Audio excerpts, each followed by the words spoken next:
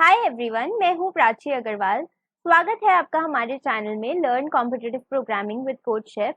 अगर आप competitive programming सीखना चाहते हैं और data structures and algorithms master करना चाहते हैं तो आप बिल्कुल सही जगह पर हैं, क्योंकि इस चैनल पर हम हर हफ्ते पोस्ट करते हैं competitive programming video solutions, data structures से रिलेटेड वीडियोस और लाइव सेशंस, कोच शेफ के प्रॉब्लम एक्सप्लेनेशंस और भी बहुत कुछ। तो इस चैनल को सब्सक्राइब करना ना भूलें और बेल आइकन को जरूर दबाएं। आज हम सॉल्व करेंगे प्रॉब्लम स्प्लिट द स्ट्रिंग, जो कि एक केक वॉक प्रॉब्लम है और ये अक्टूबर कुक ऑफ को बिलोंग करती है। अब देख लेते हैं कि हम इस प्रॉब्लम को किस फ्लो में डिस्कस करेंगे। तो सबसे पहले हम प्रॉब्लम स्टेटमेंट को समझने की कोशिश करेंगे, उसके बाद हम वो कंसेप्ट डिस्कस करेंगे जिससे हम इस प्रॉब्लम को सॉल्व कर सकते हैं। उसके बाद एक शॉर्ट समरी जिसमें हम प्रॉब्लम को सॉल्व करने के स्टेप्स डिस्कस करेंगे और लास्ट में होगा हमारा कोड जो कि पाइथन में होगा, तो हम वो भी डिस्कस करेंगे। तो आइए शुरू करते हैं। पर प्रॉब्लम स्टेटमेंट में जाने से पहले मैं आप सबके साथ एक बात शेयर करना चाहूंगी। अनअकैडमी ने कॉम्पिटिटिव प्रोग्रामिंग की लाइव क्लासेस शुरू कर दी हैं, जिसका प्राइस है जस्ट 999 पर मंथ। और अगर आप ये सब्सक्राइब करना चाहते हैं तो आपको 10% का इंस्टेंट डिस्काउंट भी मिलेगा ऑन ₹999 फॉर 1 month। तो you can use my referral code. My referral code is प्राची16 और उसकी सारी डिटेल्स आपको डिस्क्रिप्शन बॉक्स में मिल जाएंगी। तो इसे ज़रूर सब्सक्राइब करें, क्योंकि ये क्लासेस ली जाएंगी from top coders in the world, ICTC finalist, women tech makers और बहुत कुछ। तो if you don't want to miss this, then do subscribe.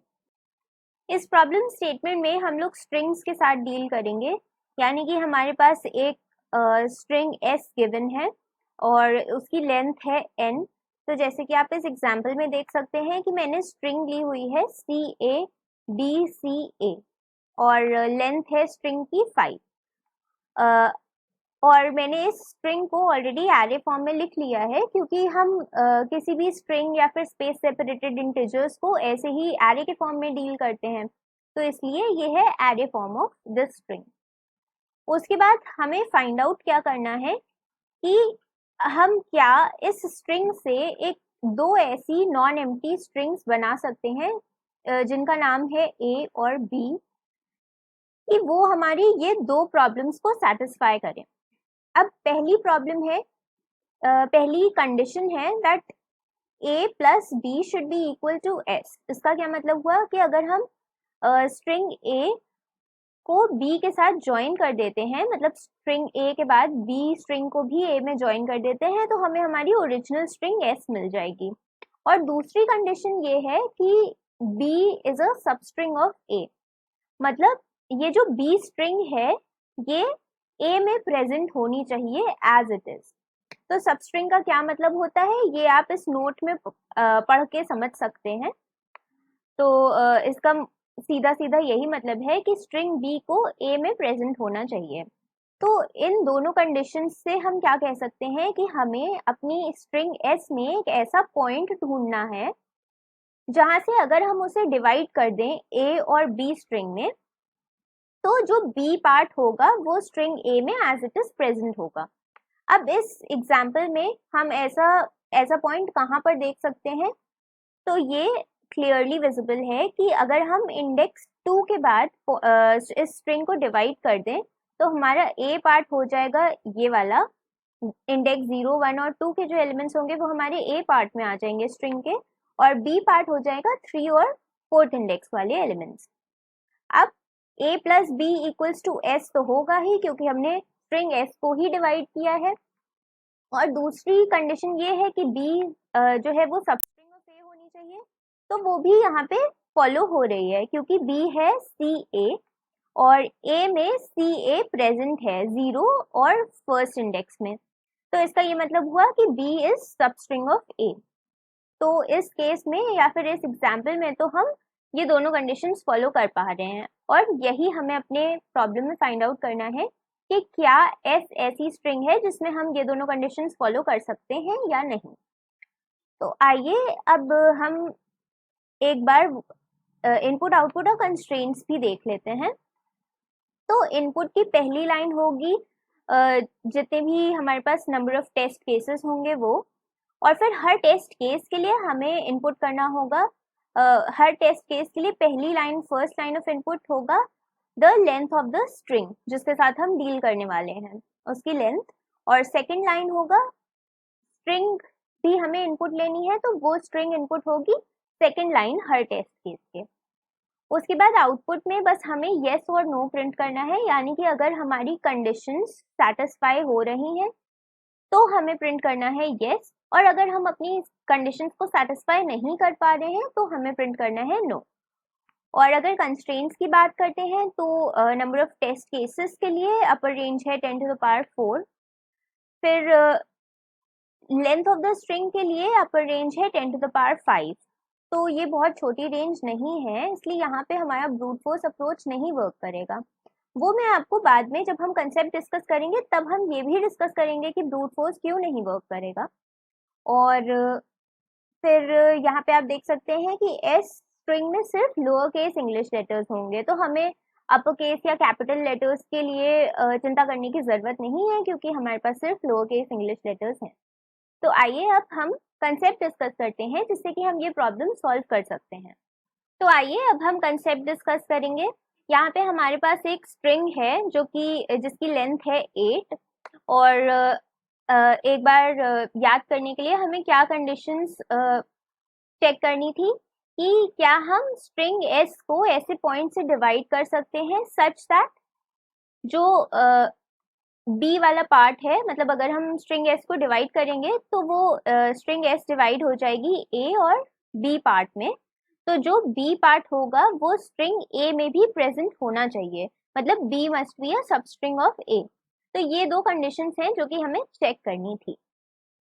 अब यहाँ पे हमें स्ट्रिंग एस को ए और बी पार्ट में डिवाइड करना है, तो उसकी कई सारी पॉसिबिलिटीज हो सकती हैं, जैसे कि हम अगर स्ट्रिंग एस को यहाँ से डिवाइड कर दें, यानी कि जस्ट इंडेक्स 0 के बाद, तो हमारा ए पार्ट हो जाएगा ए इक्वल्स टू सी, और बाकी की जो पूरी स्ट्रिंग है वो आ जाएगी बी पार्ट में। सिमिलरली अगर हम स्ट्रिंग को डिवाइड कर दें यहाँ से, तो ये वाला पूरा पार्ट जो है, ये तीन एलिमेंट स्ट्रिंग के सी ओ डी ये आ जाएंगे ए पार्ट में, और जो बाकी की है स्ट्रिंग बची हुई वो चली जाएगी बी पार्ट में। तो ऐसे हमारे पास कई सारी पॉसिबिलिटीज हो सकती हैं। तो मैंने यहाँ पे वो सारी पॉसिबिलिटीज एक टेबल के फॉर्म में लिख ली हैं। तो आप देख सकते हैं कि जैसे जैसे ए हमारा इंक्रीज होगा वैसे वैसे बी रिड्यूस होता जाएगा। वो तो आप समझ ही गए होंगे देखकर कि ऐसा क्यों हो रहा है, क्योंकि हम यहाँ पे डिवाइड करने की सारी पॉसिबिलिटीज की बात कर रहे हैं। तो अगर लेंथ 8 है तो हमारे पास कितनी पॉसिबिलिटीज होंगी? हमारे पास 7 पॉसिबिलिटीज होंगी, यानी कि n-1 पॉसिबिलिटीज। अब इन सभी पॉसिबिलिटीज में से क्या आप बता सकते हैं कि ऐसी कौन सी पॉसिबिलिटी है जिसमें बी सबस्ट्रिंग ऑफ ए होगी? तो यहाँ तक तो हम डेफिनेटली कह सकते हैं कि इसके ऊपर तक कोई भी ऐसी पॉसिबिलिटी नहीं है जिसमें बी सबस्ट्रिंग ऑफ ए है। पीओडी ये वाली देख लेते हैं, पीओडी प्रेजेंट नहीं है ए में, तो इसका मतलब ये सबस्ट्रिंग नहीं है। अब इसके बाद वाली पॉसिबिलिटी में अगर हम आए, यानी कि ये वाली पॉसिबिलिटी, तो इसमें हमारा बी है ओडी और बाकी की जो शुरुआत की स्ट्रिंग थी वो है ए। अब ओडी जो है वो स्ट्रिंग ए में एज इट इज प्रेजेंट है, आप देख सकते हैं। तो इसका ये मतलब हुआ कि जो बी है वो सबस्ट्रिंग ऑफ ए है इस केस में। तो यानी कि हम हमारी कंडीशंस को सही प्रूव कर सकते हैं और हमारा आंसर हो जाएगा यस इस केस में। लेकिन जब हमने ये चीज फाइंड आउट कर ली कि ओडी सबस्ट्रिंग ऑफ ए है, तो क्या हम ये कह सकते हैं कि जितनी भी सबस्ट्रिंग्स ऑफ ओडी होंगी वो भी ए का पार्ट होंगी? इसका क्या मतलब हुआ कि सबस्ट्रिंग्स ऑफ ओडी कहाँ हैं, कौन सी हैं? तो सबस्ट्रिंग्स ऑफ ओडी है ये डी भी तो सबस्ट्रिंग ऑफ ओडी ही हुई। तो ये जो डी होगा ये भी हमेशा ए में प्रेजेंट जरूर से होगा। क्योंकि जब डी ए में प्रेजेंट होगा तभी तो ओडी भी प्रेजेंट होगा ए में, राइट। अब 1 मिनट के लिए मान लीजिए सपोज कि पीओडी भी हमारा ए का पार्ट था। अगर पीओडी भी हमारा ए का पार्ट होता तो सबस्ट्रिंग्स ऑफ पीओडी भी ए का पार्ट होती, यानी कि अगर पीओडी ए का पार्ट है तो इसकी सबस्ट्रिंग्स ओडी और डी भी ए का पार्ट होंगी। तो हमें चेक करने के लिए कौन सा पॉसिबिलिटी उठाना चाहिए? हमें चेक करने के लिए हमेशा लास्ट वाला पॉसिबिलिटी उठाना चाहिए, क्योंकि हम हमेशा कह सकते हैं कि अगर ये लास्ट वाला एलिमेंट अगर इस ए में प्रेजेंट होगा कहीं भी, तो इसका मतलब इसके जो सारे सेट्स होंगे, इसके जो सारे सुपर सेट्स होंगे वो भी ए में प्रेजेंट हो सकते हैं। तो इसलिए हमें सबसे छोटे सबसेट से ही चेक करना है। तो यहाँ पे हम मतलब हम हमारी प्रॉब्लम को किस में रिड्यूस कर दे रहे हैं कि हमें बस इस लास्ट एलिमेंट को चेक करना है कि ये लास्ट एलिमेंट क्या हमारी पूरी स्ट्रिंग में कहीं भी प्रेजेंट है या फिर नहीं है। अगर ये लास्ट एलिमेंट प्रेजेंट है और कहीं भी, तो इसका मतलब क्या हुआ, हमारा आंसर हो जाएगा यस। और अगर ये एलिमेंट नहीं प्रेजेंट है तो हमारा आंसर हो जाएगा नो। और एक और चीज, तो अब हमें क्या होगा कि ये सारी पॉसिबिलिटीज निकालने की जरूरत ही नहीं पड़ेगी, क्योंकि हमारा काम क्या हो जाएगा, सिर्फ लास्ट एलिमेंट्स को मैच करके ही हो जाएगा। और वैसे भी अगर हम सारी पॉसिबिलिटीज निकाल के एक एक पॉसिबिलिटी के लिए चेक करते कि क्या भी एक ही सबस्ट्रिंग है या नहीं, तो उससे तो हमारा कोड एक्सेप्ट नहीं हो पाता, क्योंकि उस केस में क्या होता, हमारे पास n स्क्वायर टाइम कॉम्प्लेक्सिटी आ जाती।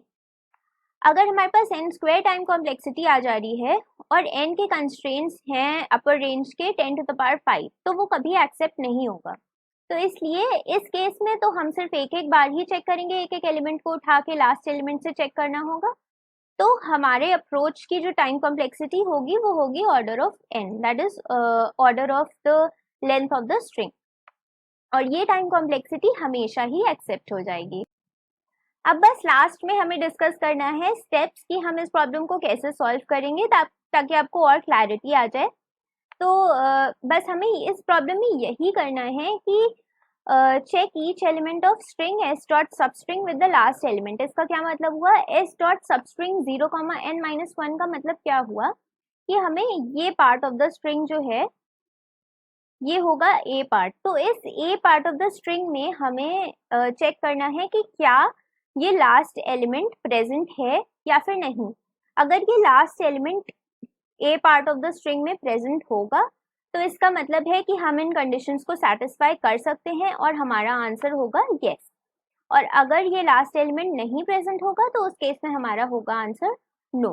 तो बस हमें वही करना है, इस लास्ट एलिमेंट को हम मैच करने की कोशिश करेंगे हर एक एलिमेंट से इस स्ट्रिंग ए की, और अगर वो मैच करता है तो हम प्रिंट कर देंगे यस, और अगर नो मैच मिलता है तो हम प्रिंट करेंगे नो।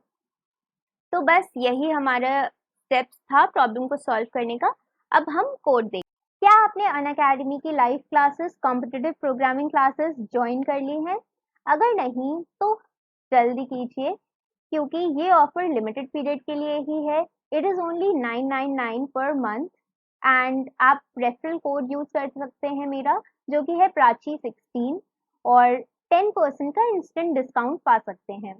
और ये बहुत ही अच्छा मीडियम है अपनी कॉम्पिटिटिव प्रोग्रामिंग को अच्छा करने का, डेटा स्ट्रक्चर्स एंड एल्गोरिथम्स को सीखने का। तो इसे ज़रूर एक बार मौका दें। तो ये है हमारा कोड जो कि है पाइथन में। आपके राइट पे आपको वेरिएबल डिस्क्रिप्शन मिल जाएगा ताकि आपको आसानी हो समझने में, अगर आपको कोई भी चीज़ कोड में ना समझ आए तो। उसके बाद हम डिस्कस करेंगे कोड को पहली लाइन से। तो पहली कुछ लाइंस तो हमेशा कोड में इनपुट होते हैं। तो पहली लाइन है टेस्ट केसेस के लिए इनपुट। फिर उसके बाद हमने एक लूप रन किया है, क्योंकि हमें हर एक टेस्ट केस के लिए इनपुट लेकर उसके लिए कैलकुलेट भी करना है अपना आंसर। तो उसके लिए हम ये लूप रन करेंगे for all the test cases. उसके बाद हमने n में लेंथ ऑफ द स्ट्रिंग को इनपुट लिया है और s में हमने लिया है स्ट्रिंग को इनपुट।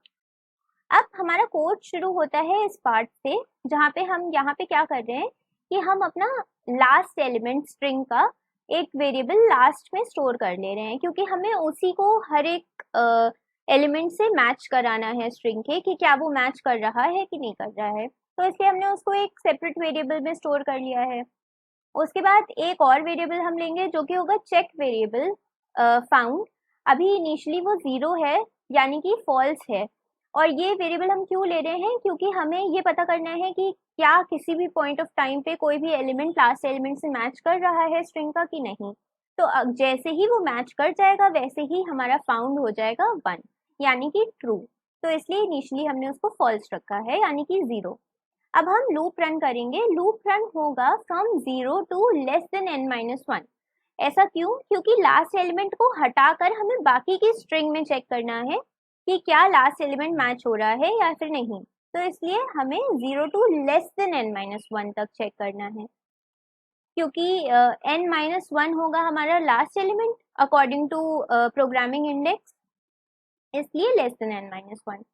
उसके बाद ये सिर्फ एक इफ कंडीशन है जो कि हमें चेक करना है कि हर एक एलिमेंट क्या वो मैच कर रहा है लास्ट से या नहीं। तो जैसे ही हमें हमारा ऐसा एलिमेंट मिल जाएगा जो कि लास्ट एलिमेंट से मैच कर रहा है, वैसे ही हम अपने फाउंड को ट्रू कर देंगे, यानी कि 1, और लूप से बाहर आ जाएंगे, क्योंकि बस हमें यही फाइंड आउट करना था।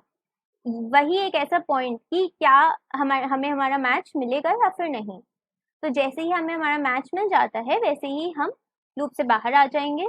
फिर उसके बाद बाहर आने के बाद लूप से हमें बस यही चेक करना है कि अगर हमारा फाउंड 1 है यानी कि ट्रू है तो हम येस प्रिंट कर देंगे, अदरवाइज हमारा आंसर होगा नो, क्योंकि उस केस में हम अपनी कंडीशंस को सेटिस्फाई नहीं कर सकते। तो ये है हमारा कोड गाइस। और इस प्रॉब्लम को सॉल्व करने का सिर्फ ये एक मेथड ही नहीं बल्कि और भी बहुत सारे मेथड्स हैं। तो आप उसका डिस्कशन कमेंट सेक्शन में ज़रूर कीजिएगा। और अगर आपको वीडियो पसंद आई तो इसे लाइक ज़रूर करें और हमारे चैनल को सब्सक्राइब करना बिल्कुल ना भूलें।